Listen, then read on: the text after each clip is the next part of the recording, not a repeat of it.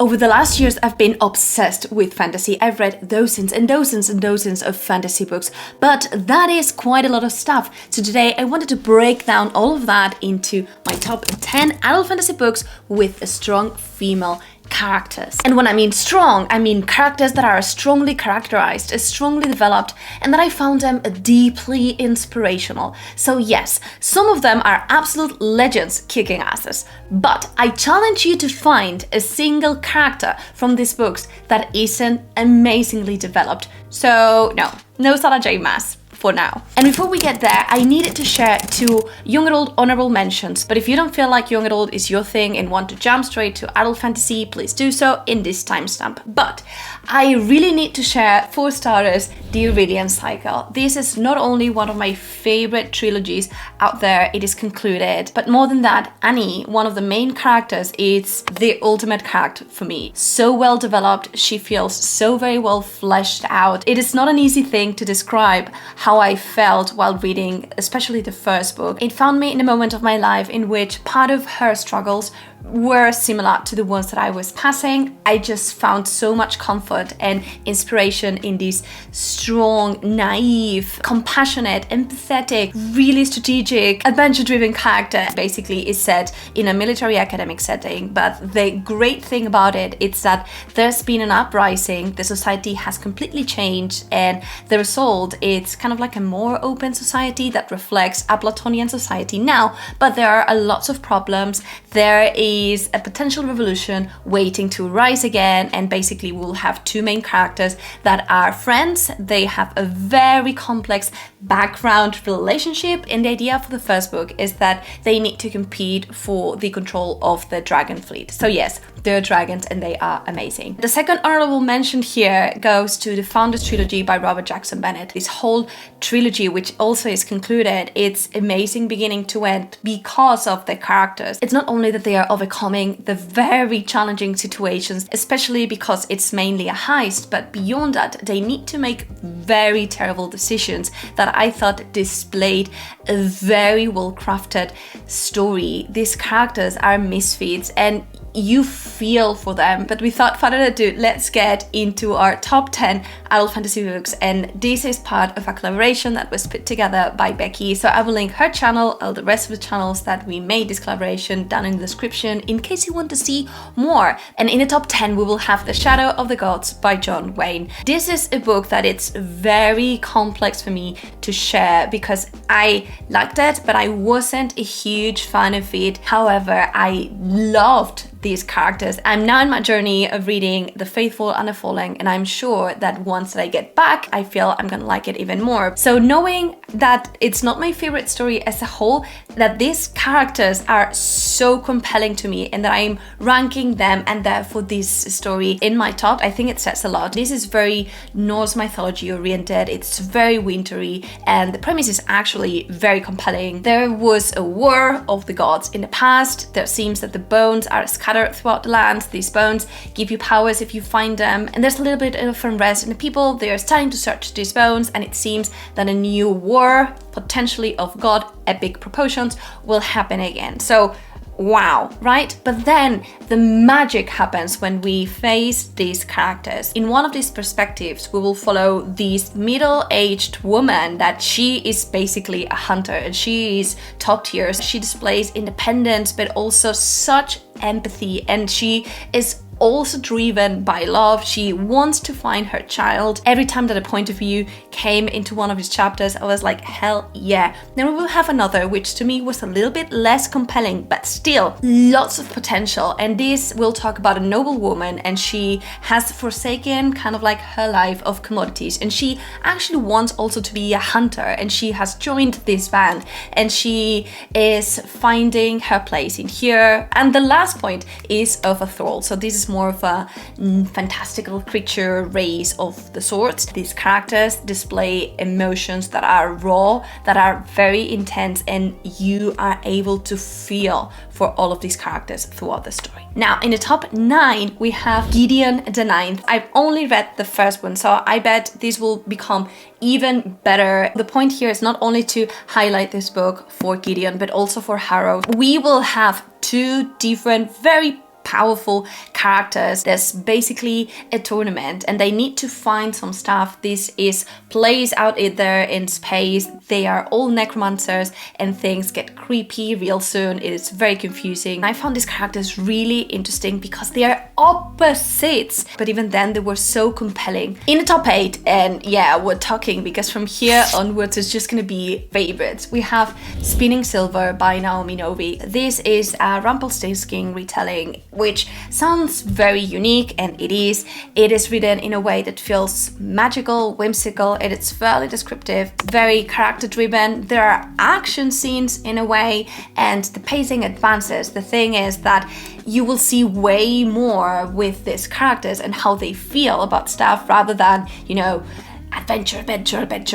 We will have different perspectives, and all of them are for these 3 different women. It was outstanding to me, not only because we get to see different types of motivations, but because their resilience in this world. Like winter, it's there, and one of these main characters, let's say the protagonist, she is in charge of just taking the money of the people because they have been lending their services, and she somewhat gains kind of like the name of always having gold, and this attracts the attention of this winter fantasy creature that wants to make a deal with her. You will see her really struggling through situations, but at the same time finding her strength within. It's beautifully written and it's a standalone, so that is extra points. In the top 7, we have Tress of the Emerald Sea. The characters in the books that we've seen are in a way warriors. In this story, she is a warrior, but in spirit, and I found it really encouraging. She is a misfit. She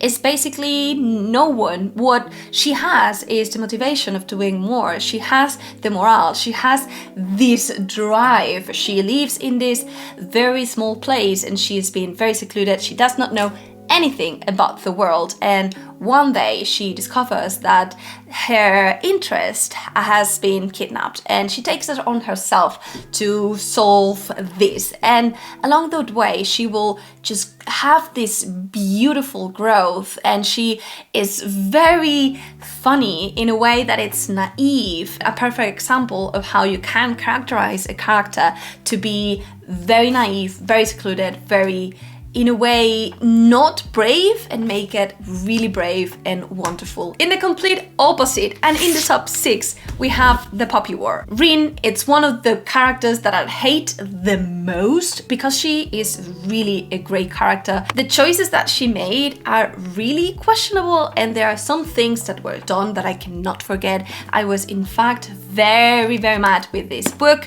with this trilogy. I threw it as soon as I finished. I started rewriting how this story should have went in my mind. That is this type of story. However, this shows a very specific trait in a main character, which is the drive. We will have this character that really wants to improve. She always wants to do more. It's very ambitious, and although this book starts being a little bit dark academia because she will face some situations in order to get into this military academic setting, eventually discovers that there is a war about to be unfolded, and she will find herself doing the unspeakable, chasing her limits and trying to do the most for this war.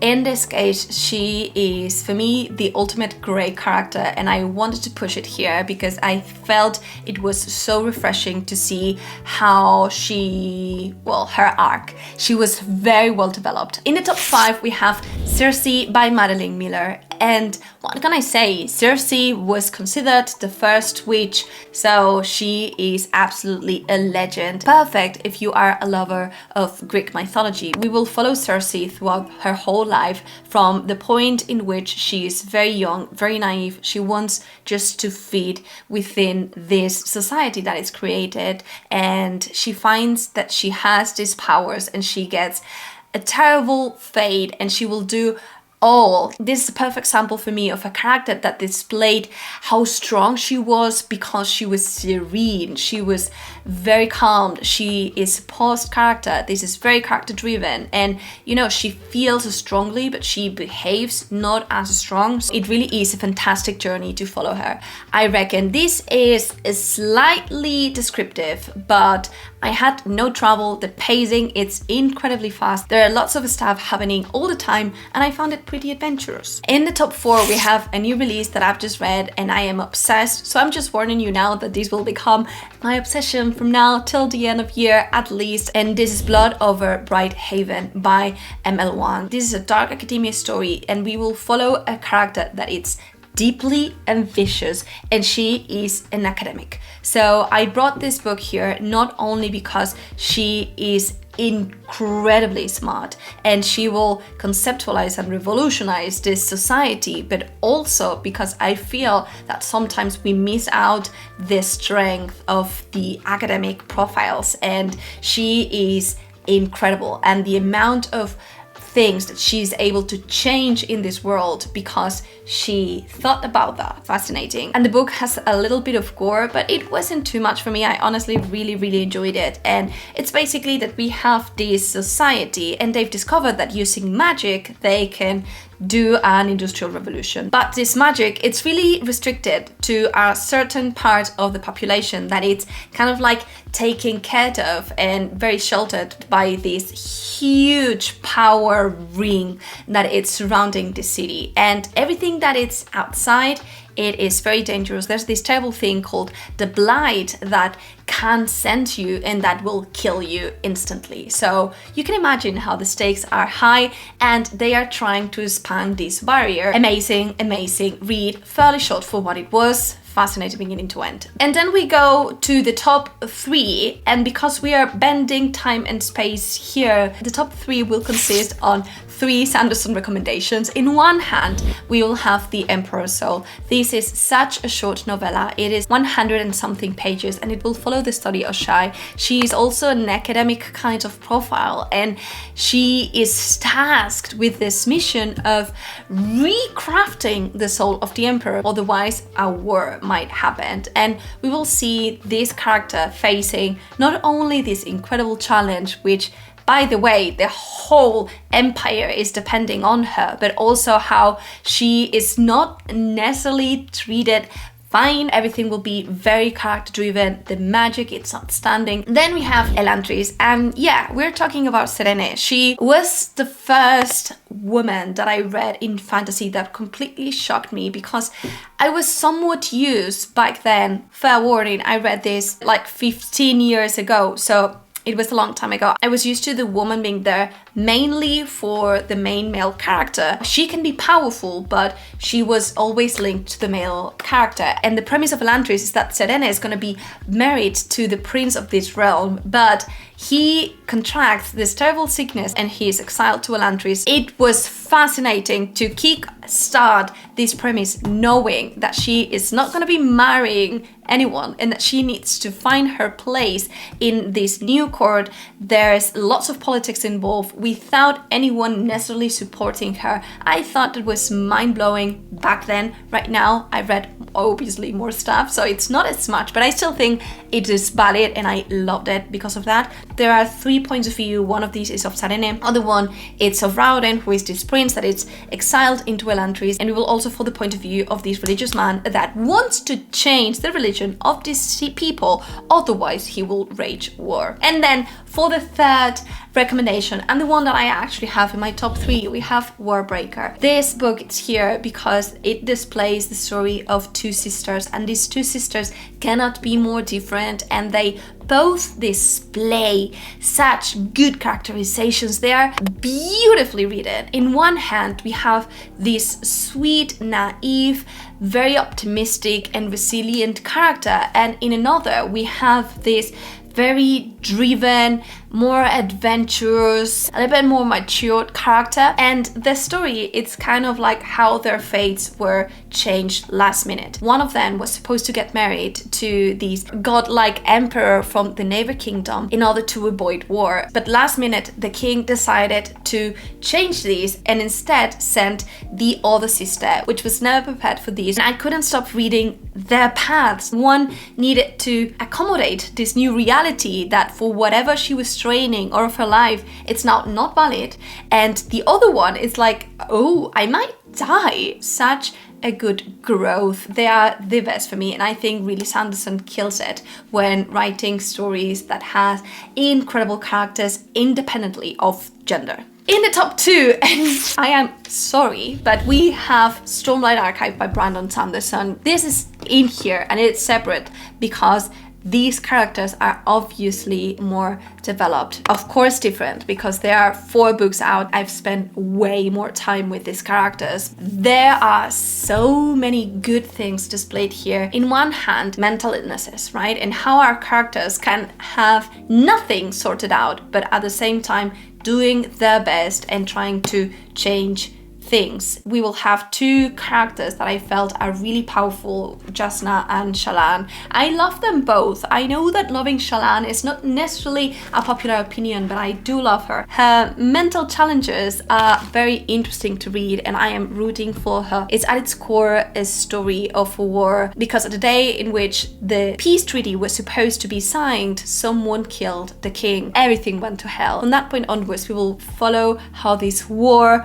that was supposed to be stopped, it's now unfolding full force. There's going to be different characters expanding throughout different places of this land. There's massive world building. It is a phenomenal story with great characters. And then you might be wondering, but what's better? That's Stormlight Archive. And I agree, I understand, but then in this case, Sword of Kagan. I really love this story by ML Wong. This main character, Misaki, is a mother. She is so strong, both mentally, emotionally, physically. She has, for me, kind of like the perfect combo. Forced to behave in a certain way, because in this society there's kind of like this feudal Japanese setting, so you know, the man of the family is the one that it's supposed to be doing stuff. The thing is that she has learned lots of stuff. When something terrible happens, she will need to step up in ways that you would not imagine. She will handle at the same time incredibly distressing family situations, plus society situations, plus fighting. Such a perfect blend of a character that feels not perfect, but that at the same time just tells us that you don't need to be perfect in order to be wonderful. Now tell me down below, what are some adult fantasy recommendations that you really enjoyed, the female characters? If you want to see other book recommendations, especially to cure reading slumps, I will leave you here a book with incredible booktubers. So yes, it's not me, well, not only me, sharing the recommendations. I hope you enjoy them.